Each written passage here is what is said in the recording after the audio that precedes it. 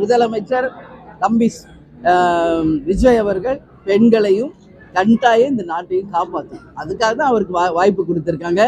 நேற்றைய அறிக்கையில் நீங்கள் பார்த்துருப்பீங்க. இவங்களுக்கெல்லாம் வெறும் ஜெயிலில் போடுறது, வெறுமனே தண்டனை கொடுக்கறது மட்டும் இதுக்கு தீர்வு கிடையாது. இதற்கு நிரந்தரமாக பாலியல் வன்கொடுமைக்கு தீர்வு வரணும்னா ரெண்டு விஷயம் பண்ணா மட்டும்தான் இனி இது தொடராது. நான் அது விஜய்க்கு இன்னைக்கு ஆலங்குடியில இருந்து சொல்றேன், விஜய் இதை நீ கேட்கணும், இது படி நீ கட்டாயம் பண்ணணும்.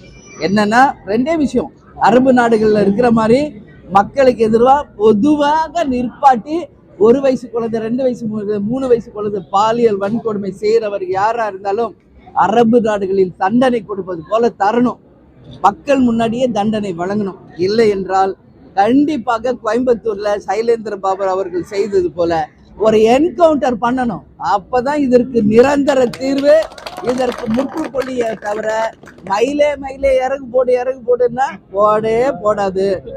அதிரடி நடவடிக்கை எடுத்தால் மட்டுமே இது போன்ற பிரச்சனைகளுக்கு நிரந்தரமா தீர்வு வரும். இது ஒட்டுமொத்த தமிழக தாய்மார்கள் குழந்தைகள் சார்பா இன்னைக்கு நான் இதை பதிய வைக்கிறேங்க. இதாங்க நிஜம். கொதிச்சு போயிருக்காங்க இன்னைக்கு மக்கள். பச்சை பிள்ளைங்களை நீங்க தொடறீங்களா? நீ எல்லாம் மனுஷனா இல்ல மிருகமா என்ற கேள்வியை நான் கேட்கிறேன். மிருகங்களுக்கெல்லாம் வாயில சொன்னா புரியாது. என்கவுண்டர் ஒண்ணுதான் இதற்கு தீர்வு. உறுதியாக விஜய் நீங்க இதை செய்யணும். அரசு சட்டத்துக்கு உட்பட்டு நீங்க இதை செய்யணும்னு நான் கேட்டுக்கிறேன். இதுதான் எங்களுடைய நிலைப்பாடுங்க. மற்றபடி அவங்க இப்படி சொன்னாங்க அப்படி சொன்னாங்க அதுக்கு நான் பதில் சொல்ல மாட்டேன். எப்பயுமே சொன்னவங்க கிட்ட போய் அதுக்கான கேள்விக்கு பதில் அவங்க கிட்ட கேட்கணும். நாங்க மக்களுக்காக நாட்டுக்காக தான் பேசுவோம். ஓகே, நன்றி.